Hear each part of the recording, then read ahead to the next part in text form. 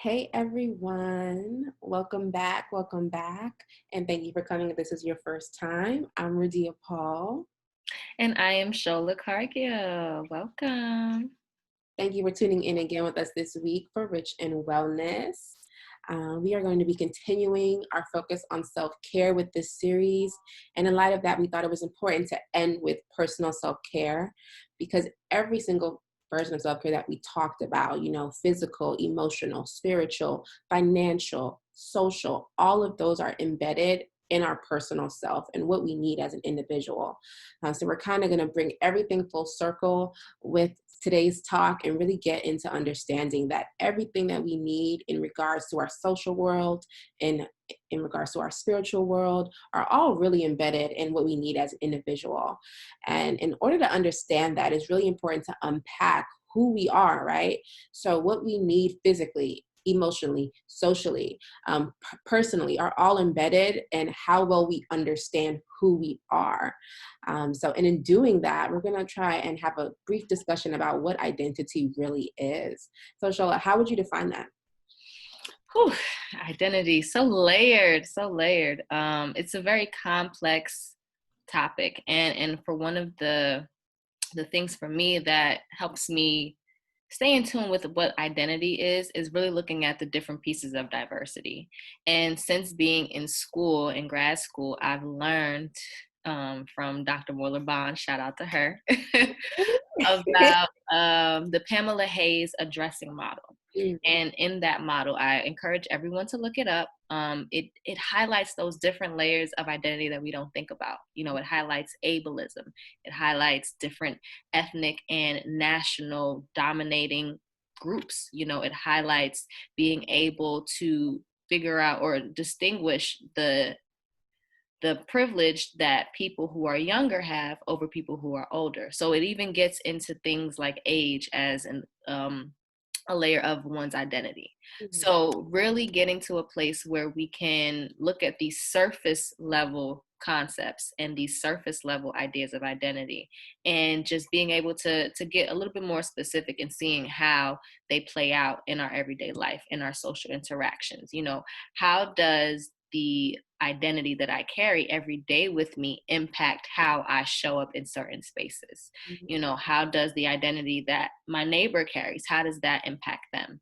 And for a lot of us, we stay on the surface when we think about identity. It's what we can see with the mind's eye, with the Mhm. physical eye rather. But there are a lot of other nuances to that. And, Roddia, if you could just, explain a little bit more what that looks like in a layered sense. Yeah, I mean, that's a really important point that you just made, Shola. I think identity, especially in the society that we live in, is very surface level. So we think about gender, we think about race, we think about ethnicity, we think about our spiritual and religious identifications. Just the stuff that we can really check on paper. We can check Right. a clock and say, I'm these things, right? But those are not the end all be all to who we are. We are literally one of one. There is no one else on this planet like us. And that is because our identity is so layered. There are so many things about us that we cannot check on a box that really go into who we are. And honestly, I believe that those things are even more important to who we are, right? So it's less about who people see us as when we walk into a room, although those do affect us, right? But what else is there to us? What experiences, what passions, what loves, what purposes do we have that really go into how we identify, and how do those feed the needs that we have, right? So I think like that's really important to understand and really unpack who we are on a deeper level, get deeper than the things that we can check off, and really understand that those really, really will interact and inform what we need. Like, so for example, right? I'm a poet at heart, right? So I need to express myself in every aspect of my life, in my career, in my personal, in my social. I know that about myself. It's a part of my identity. I'm a creative, and that is something that you wouldn't know just seeing me. So challenge yourself to think about what are things that are part of your identity that people cannot physically see that feed what you need. You know what I mean? And that's really important to understand that there are variations, right, to what you need. So Shola, what can you tell us about like those variations to Yeah. self-care and how those connect to who we are? So, I mean, again, Rodia, like that uniqueness, right? That is translated into how we think about self and how we care for self. So, for some people, that means yoga, right? Well, what if I don't resonate with Indian modes of yoga or Indian styles of yoga? Do they have any other types? And, they actually do. There's something called comedic yoga. Not many people know about that. For me personally, I had to explore yoga in itself to then say, okay, well, this resonates, but is there more? And so again, going deeper and seeing what is there and can I get more out of it? Deep breathing, right? That's another example. So many people talk about deep breathing. Breathe, breathe, breathe. Do you know how many different ways there are to breathe? Like Yeah. hundreds, I'm sure, right? Because again, there are so many different people in this world, and we have to be able to pick one or two or five that we can resonate with, that connects with us, that speaks to what we are and what we need internally. Diet and nutrition, same thing. We talked about before, making sure that we're having a balanced diet. That balance looks different for me and for Rodia. That balance looks different again, from my neighbor. Yeah. So, just again, getting to a place where we are exploring what works best, right? In relationships. Some people thrive when they're in professional settings, that they can build career relationships. They can elevate their careers. Other people are more focused on family relationships. That's what feeds them, being around their brothers, their sisters, their aunts, their uncles.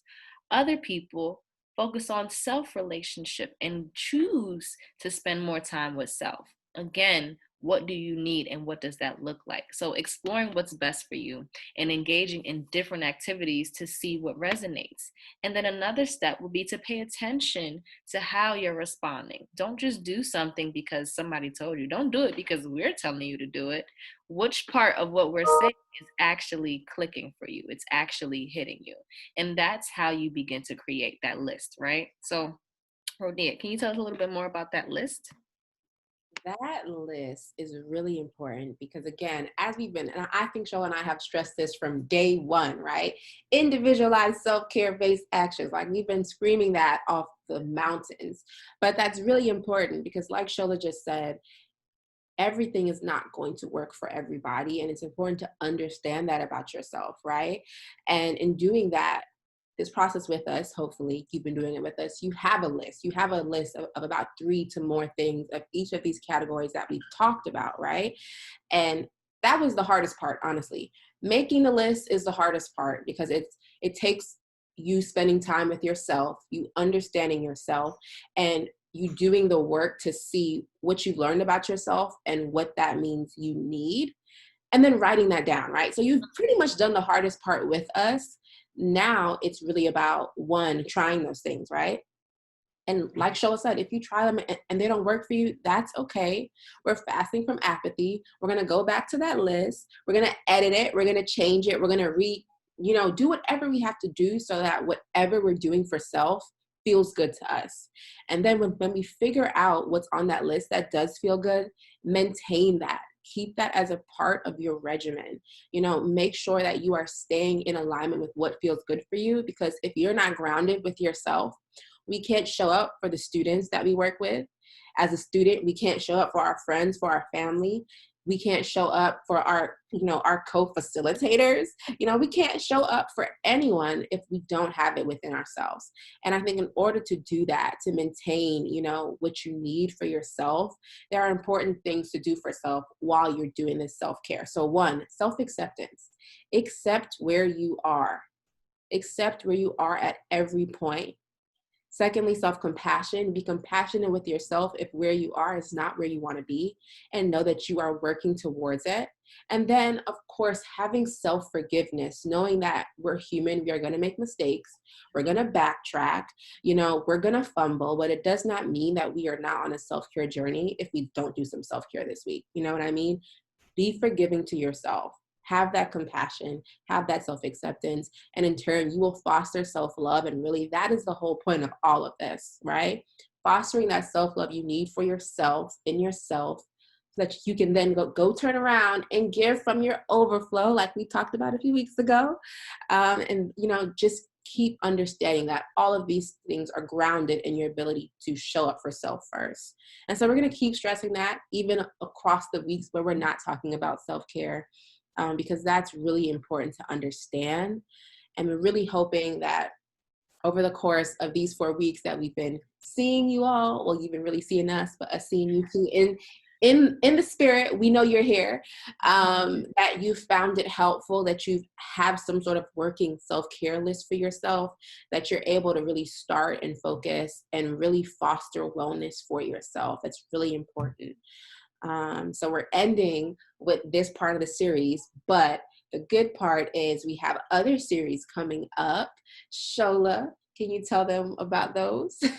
Yes. So we have coming next in December our mindfulness series. Mindfulness, again, that's one of those very broad, very open terms that I feel like people throw around. What is mindfulness? We will get into that. Again, how does mindfulness relate back to self? How can mindfulness be an individualized part of your self-care practices?